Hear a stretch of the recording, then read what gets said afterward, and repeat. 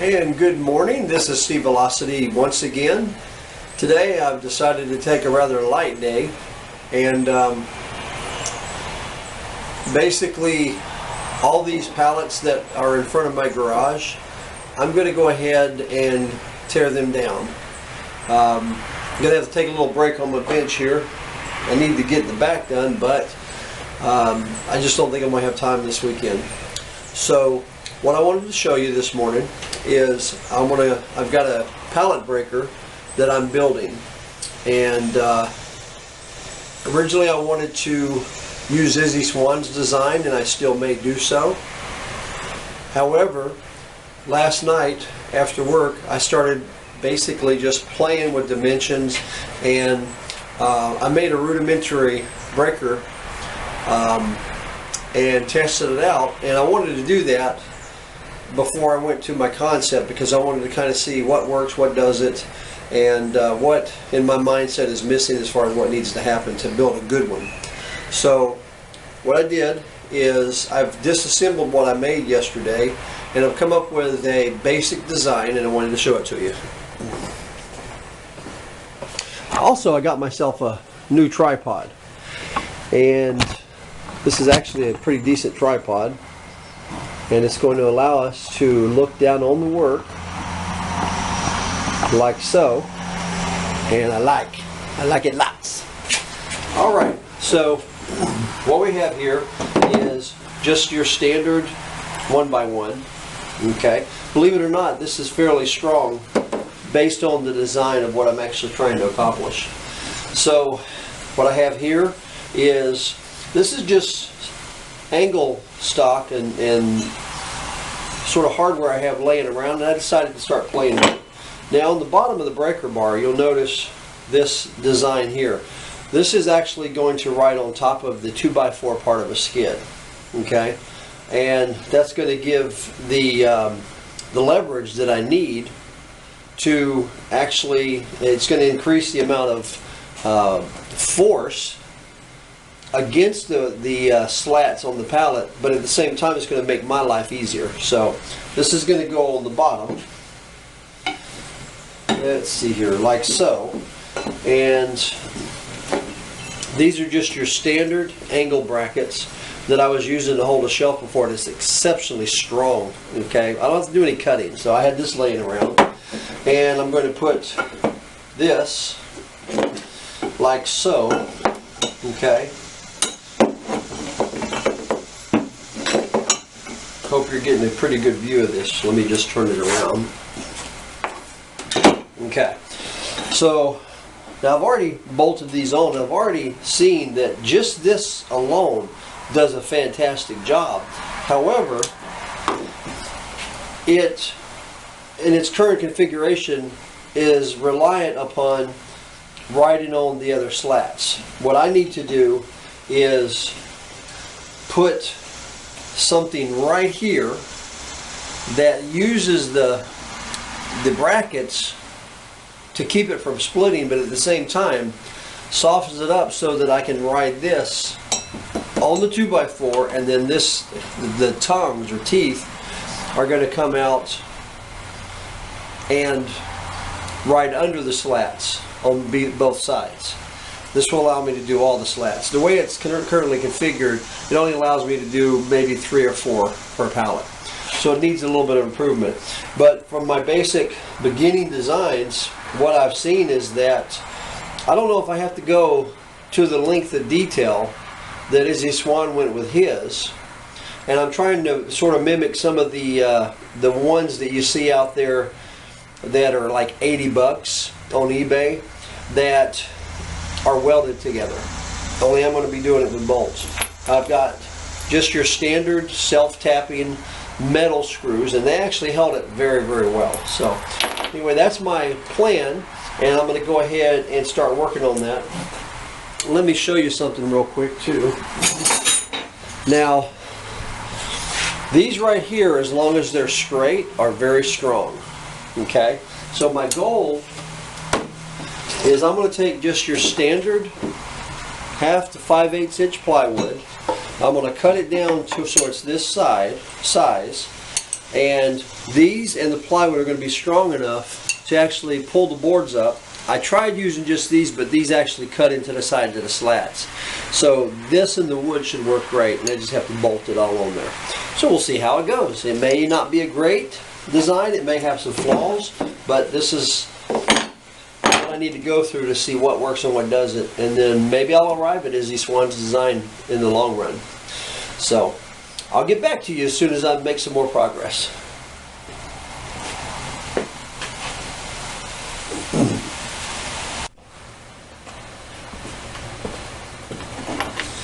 Okay, so what I've done is I've taken these, flattened them out really nice, and I just put them right here so that I could draw a line. I'm just going to take my jigsaw with a blade designed for rough wood, and just going to go ahead and cut out these two from my marks.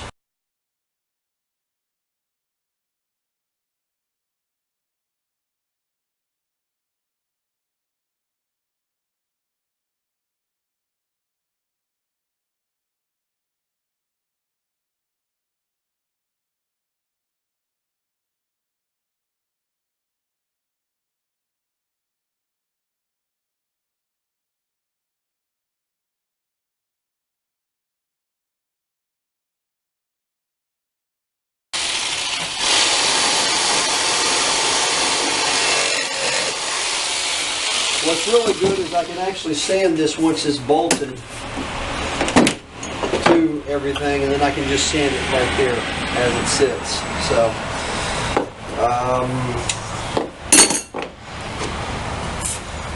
not bad. Okay, I got some drilling that I got to do, so I'll just check back in a little bit while I change everything over. Alright, so we have the basic design here, and I'm at the point now where all I have to do is just drill 2 more holes, and once I get these holes drilled, put some bolts in there, and then we're ready to actually test it on some plywood, on the pallet.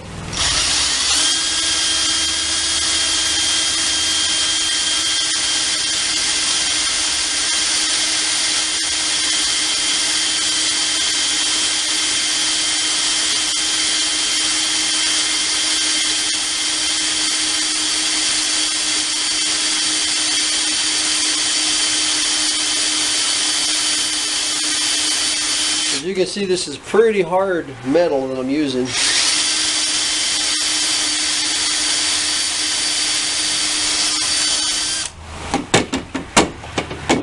Okay, almost through the whole piece.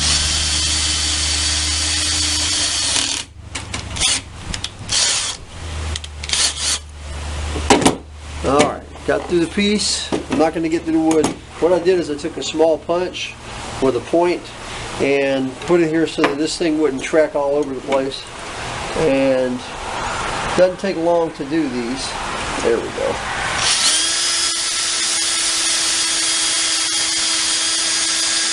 I don't have a drill press, so this is pretty much what I got to do the job.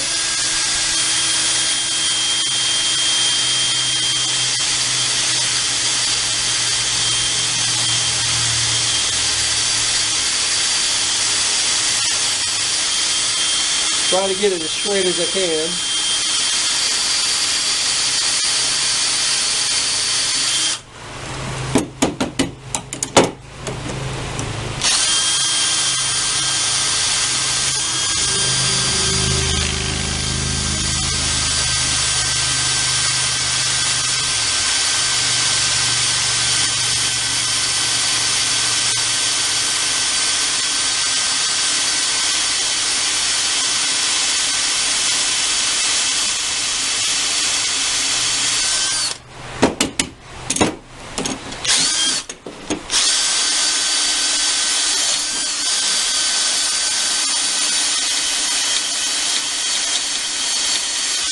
And it's about ready.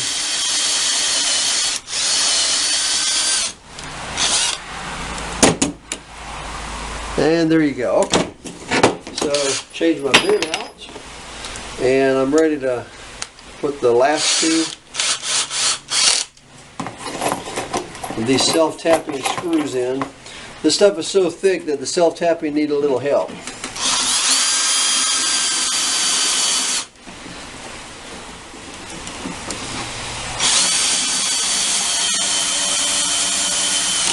Alright, so what I'm trying to do is just make it as strong as possible. It could still split. I could use it for a couple of days or a couple of weeks and then it could give out.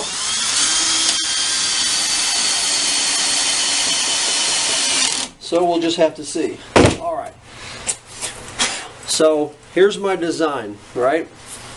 I'm not going to bother sanding this just yet around here because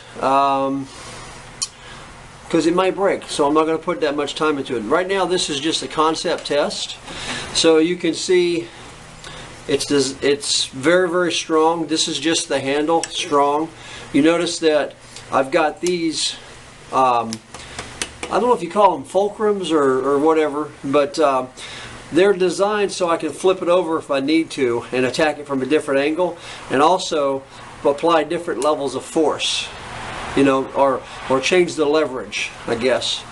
So, don't know all the technical terms, but I think I understand how it works.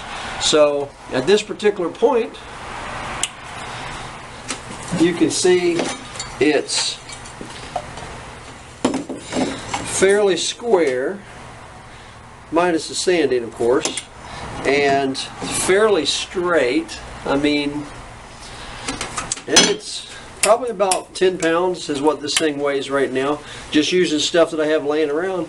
And I haven't glued it either. I could have done that, and I may actually do that later to make it even stronger. But let me go ahead and set up a skid, and then we'll see how this bad boy works.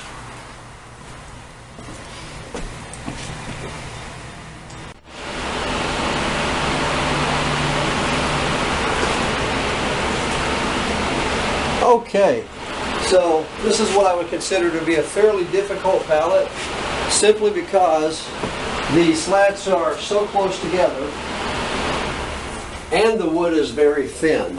So what I noticed when I first started trying the edge right here is that these are sometimes going to split. Everybody knows that who's pulled these apart. But with this particular tool, I have to be careful. So right away I can see this tool isn't going to be as fast as Izzy Swan's tool, which basically just rips them right out. But as you can see, I can just do it like that and it's a piece of cake.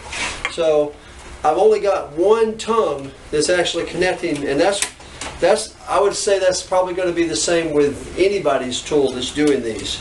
So I'm not getting an even pull out. So what I'll do is I'll switch it over to this side a little bit. And I sense a little bit of splitting there. Okay, let it go a little bit. And it did split. And that brings up an interesting point. There's a couple methods of getting these apart. And some people just don't want to fool with all the nails anyway. And so they'll take a circular saw and they'll cut right along the edge. And then they'll just deal with the middle. And that's a valid point because they rebuild these skids, so even though you're going to pull the nails that show up right here, these nails here, they could have actually rebuilt this and just sawed them off with a Sawzall, and you'll find bits and pieces of nails in here. So what you have to do, when I go up to a pallet, I'm evaluating it, number one, type of wood and what kind of shape are these 2x4s in. This is pretty hard wood right here. I don't know my wood that well, but I'm going to make a guess and say this might be red oak, possibly. So it's a fairly hard wood. I can feel it, you know, when I'm working with it. So I look at the skid, I look at the 2x4, see what kind of shape it's in, how, you know, how intact is it, because that's what I use most. And then as I'm working my way through these, I will look to see if there's evidence that this thing has been rebuilt. Now this is definitely worth the work, getting the wood out of it. So there's my first one. I'm not really going to time myself. I'm more concerned about how well this tool works. I'm also getting to know the tool, like its strengths and weaknesses. One of the first things I notice is I'm not even using these right now because the very first thing that bites is this tongue right here. And it actually does a pretty good job of pulling it up. So let's see what we got here. So I'm going like that, and I'm going to basically just work it.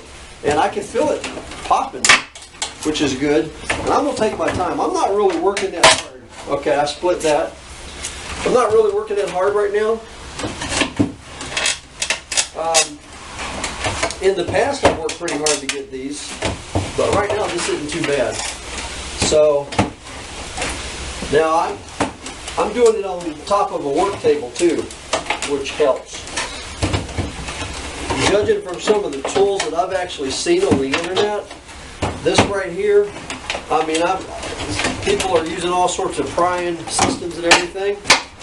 So this is pretty easy. It may look difficult, like I'm working hard, but I'm really not working that hard. So I would say, I haven't decided yet, but I don't know if I like the holes on the edge. Besides that, most of this wood that, you know, I don't like the holes on the edge right here. Depending on the kind of wood project that I'm doing, I might just want to cut that off. Plus, a lot of these have hairline cracks anyway, so the first thing you're going to do is square off and cut off. So it doesn't really matter to me as long as I don't split it too bad. There's still enough left of this wood for a nice small project. I'd call that a win-win. So that's two.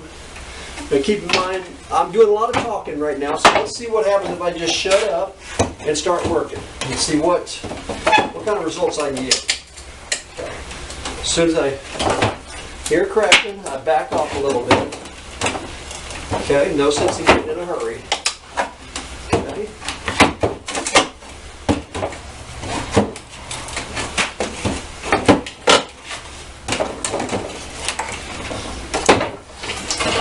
And this is actually easier than I've ever been able to pry one of these apart before. So I'd say with a little Gorilla Glue,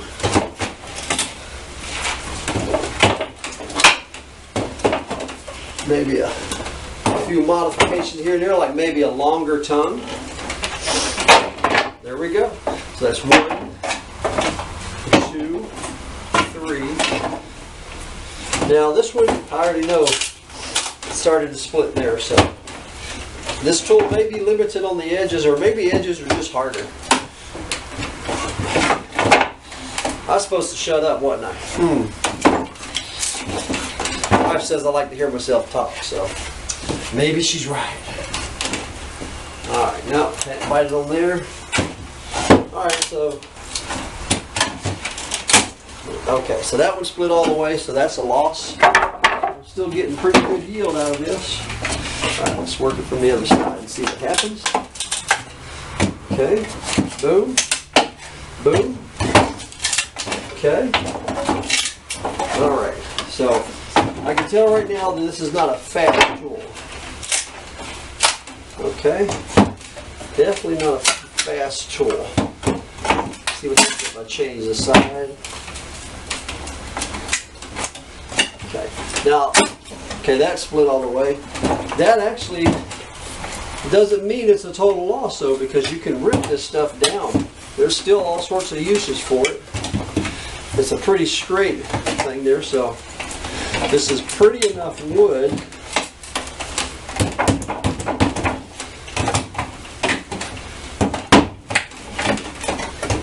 I guess you'd have to determine whether or not you like my tool or not. It looks like I'm working hard.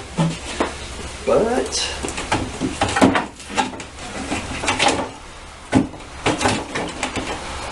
okay. Alright, so that one, not really a loss. I can still get something out of it. Let's see. Alright, that one's coming out better. Keep in mind, I'm still learning how to use this tool to its best advantage.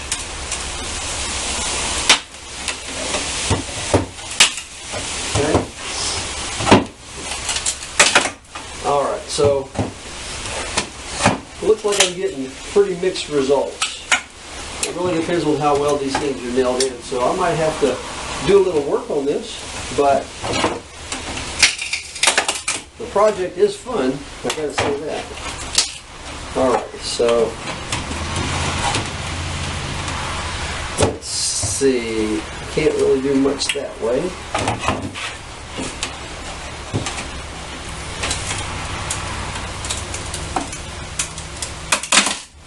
Okay, so try it this way.